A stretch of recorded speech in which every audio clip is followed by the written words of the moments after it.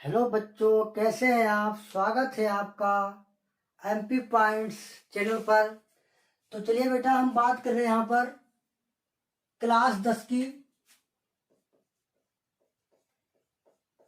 Class 10 math की,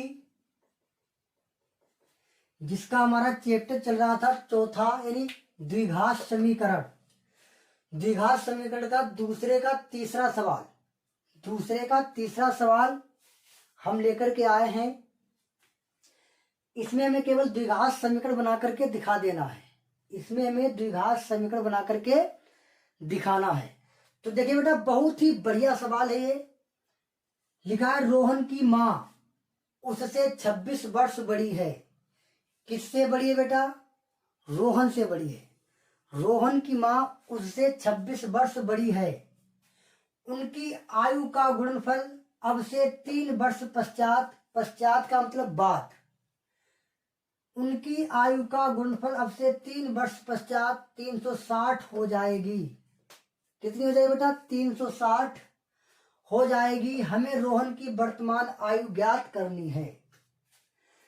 तो सीधी सी बात है, जो हमें ज्ञात करना है उसी को ही पहले मान लेना है। तो यहां से बेटा सवाल लगाना स्टार्ट कर रहे हैं, ध्यान से समझोगे। कह रहे हमें रोहन की वर्तमान आयु ज्ञात करनी है। तो जो चीज हमें ज्ञात करने के लिए कहता है उसी को हम लोग मान लिया करते हैं। माना रोहन की वर्तमान आयु बराबर x वर्ष। हमने मान लिया कि माना रोहन की वर्तमान आयु बराबर x वर्ष, और हमसे सवाल कह रहा है कि रोहन की माँ उससे 26 वर्ष बड़ी है। भाई अगर रोहन x वर्ष का है तब रोहन की माँ की वर्तमान आयु बराबर कितनी हो जाएगी बेटा? अगर रोहन x वर्ष का है वर्तमान में और उसकी माँ ऑलरेडी 26 वर्ष बड़ी है। एक बात हम आपको पहले यहां पर साबित कर दे रहे हैं, ये कोई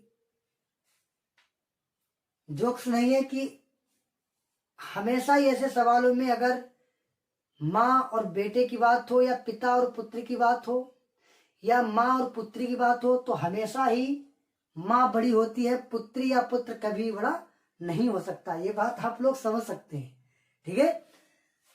तो यहां पर तब रोहन की माँ की आयु कितनी हो जाएगी बेटा? x प्लस 26 वर्ष हो जाएगी। कितनी है बेटा? x प्लस 26 वर्ष।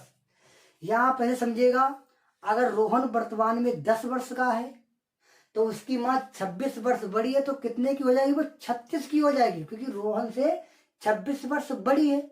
तो हमने माना रोहन की वर्तमान आयु बराबर x वर्ष, तब रोहन की माँ की वर्तमान आयु बराबर x प्लस 26, क्योंकि रोहन की माँ जो है 26 वर्ष बड़ी है। अब हमसे क्या कह रहा है कि उनकी आयु का गुणनफल अब से 3 वर्ष पश्चात, उनकी आयु का गुणनफल अब से 3 वर्ष पश्चात, पश्चात बाद में, यानी आने वाले समय की बात कर रहा, 3 वर्ष पश्चात, 3 वर्ष पश्चात कितनी हो जाएगी? तो यहां पर क्या लिखेंगे आप?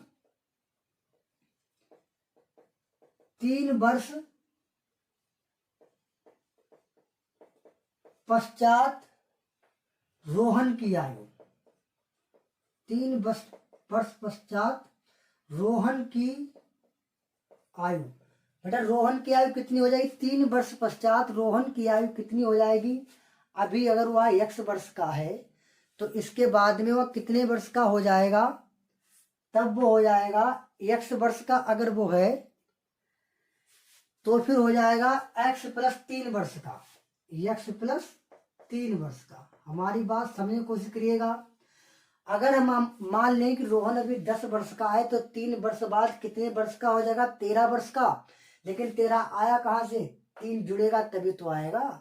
तो माना रोहन की वर्तमान आयु हमने x वर्ष मान ली और रोहन की माँ जो है उससे 26 वर्ष बड़ी है, तब रोहन की माँ की वर्तमान आयु बराबर x प्लस 26 वर्ष हो गई।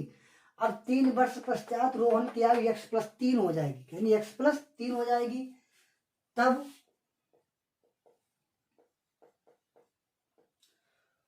रोहन की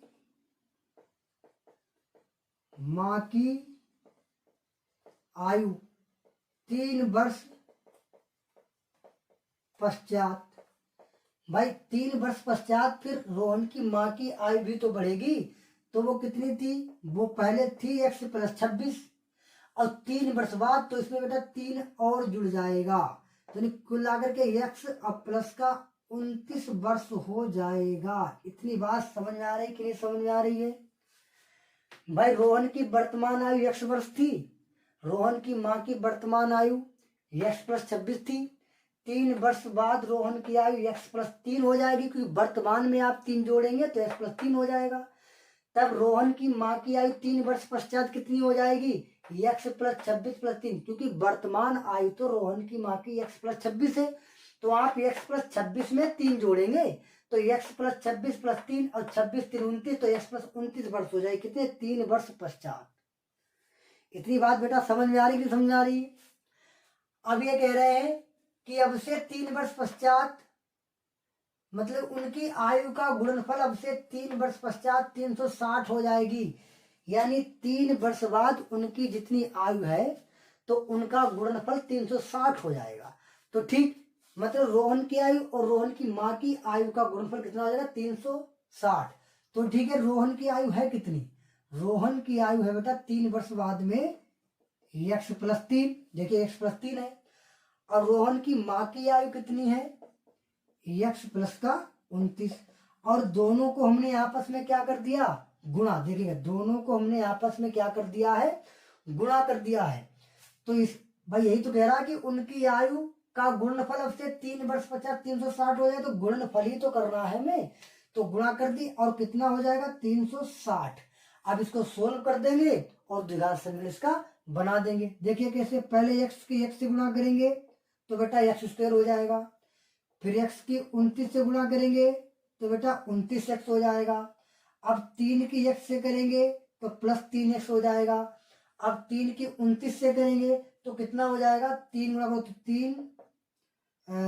3 27 के साथ हासिल लगे 2, 3 दूनी 6, 6 और 2 8, ये 87, यानी 29 गुणा 3 87 हो जाएगा और बराबर 360।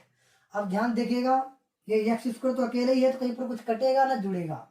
29x यहाँ पर, 3x यहाँ पर, तो 29 और 3 जुड़ करके कितने बन जाएंगे बेटा, 32x, और ये प्लस के कितने 87, 360 इधर प्लस के इधर लाएंगे तो माइनस के 360 बराबर हो जाएगा 0, यानी x² प्लस का हो जाएगा 32x। घटा देंगे बेटा, भाई 87 से 360 तो घटेंगे नहीं, 360 से 87 घटा देंगे तो यहाँ से दाहिनी 10, 10 से 7 जाएगा तो बचेगा 3, यहाँ बचे 5, तो यहाँ दाहिनी 15, 15 से 8 गए तो बचे 7, यहाँ बचे 2, यानी 273, 273 तो बचेंगे, 10 से 7 गए बचे 3, यहाँ हो गए 5, यहाँ दाई 15, 15 से 8 जाएंगे 7, यहाँ बचे 273 बराबर 0। बस यही बेटा हमें समीकरण इसका निकालना था, द्विघात समीकरण हमारा ये हो गया। अब चलिए चलते हैं अगले सवाल पर।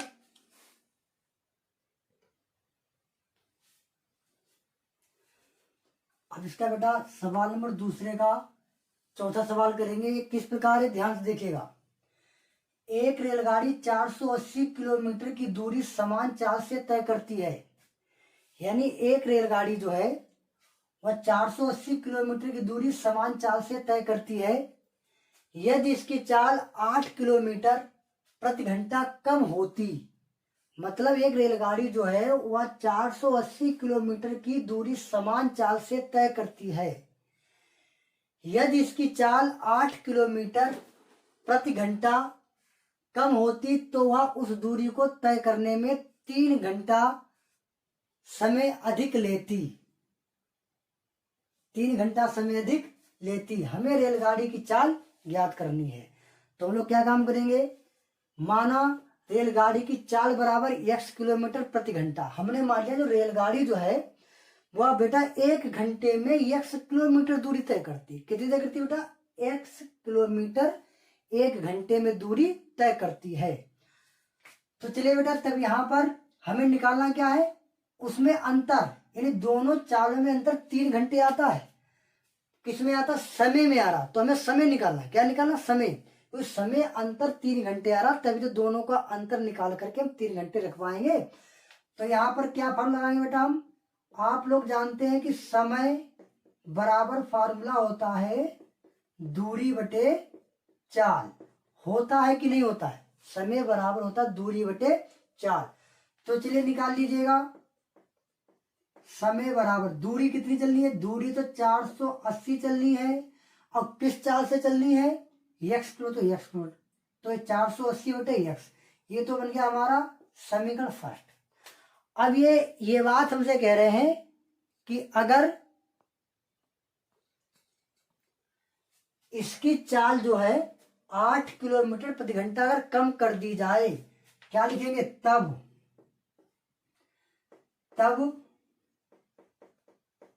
रेलगाड़ी की नई चाल, तब रेलगाड़ी की नई चाल कब, जब 8 किलोमीटर प्रति घंटा कम कर दी जाए। जब 8 किलोमीटर प्रति घंटा अगर ये कम कर दी जाएगी तो इसकी नई चाल कितनी आ जाएगी बेटा, तो इसकी नई चाल आ जाएगी बराबर x माइनस 8 किलोमीटर प्रति घंटा। ध्यान समझेगा, कंफ्यूज नहीं होने का है। ये कह रहे एक रेलगाड़ी 480 किलोमीटर की दूरी समान चाल से तय करती है। यदि इसकी चाल 8 किलोमीटर प्रति घंटा कम होती तो वह उस दूरी को तय करने में 3 घंटे अधिक लेती। हमें रेलगाड़ी की चाल ज्ञात करनी है। ये कह रहे कोई एक रेलगाड़ी जो है जो एक समान चाल से चलती है और वह 480 किलोमीटर की दूरी तय करती है। अब ये कह रहे अगर उसी की चाल अगर 8 किलोमीटर प्रति घंटा कम कर दी जाए, मतलब 1 घंटे में अगर वह 8 किलोमीटर दूरी अगर कम चले तो उसको 3 घंटे अधिक समय लगता है। अगर वह 8 किलोमीटर प्रति घंटा अगर कम चलती है तो उसको 3 घंटे अधिक समय लगता है। तो हमें रेलगाड़ी की चाल ज्ञात करनी है। तो हमने मान लिया, माना रेलगाड़ी की चाल बराबर x किलोमीटर प्रति घंटा है। हमने मान लिया कि रेलगाड़ी जो है वो x किलोमीटर 1 घंटे में दूरी तय करती है। अब हमें यहाँ पर 3 घंटे समय दे रखा है, समय 3 घंटे अधिक लगते, तो इसका मतलब सीधी सी बात है, तो फिर हमें समय ही निकालना है। यहाँ पर आपको कंफ्यूज नहीं होना है कि सर जी समय बराबर क्यों सूत्र लिख रहे, दूरी बराबर क्यों नहीं लिखा। क्योंकि दूरी बराबर या चाल बराबर इसने लिखा क्योंकि हमें समय दिया रखा 3 घंटे, यानी ये 2 चाल इसमें हो गई। कौन सी चाल, जब रेलगाड़ी पहले चल रही थी x किलोमीटर प्रति घंटा की चाल थे, और अब किससे चल रही है, x माइनस 8 से, क्योंकि 8 किलोमीटर दूरी उसकी कम हो गई 1 घंटे में। अच्छा यहीं पर क्या कहता है कि 8 किलोमीटर प्रति घंटा अधिक होती, तो यहाँ पर बेटा जोड़ते हम अभी। अगर कहता अधिक होती तो जोड़ते यहाँ पर, यानी x प्लस 8 करते। और जब इसने कह दिया कि 8 किलोमीटर प्रति घंटा कम होती तो फिर माइनस कर देंगे, यानी x माइनस 8 किलोमीटर प्रति घंटा। तब हमारे पास बेटा समय क्या आ जाएगा, समय वही फॉर्मूला दूरी बटे चाल। तो बेटा दूरी तो वही रहेगी 480, क्योंकि दूरी 480 चलनी है, लेकिन चाल कितनी हो गई, x माइनस 8, x माइनस 8। ये बन गया हमारा समीकरण सेकेंड।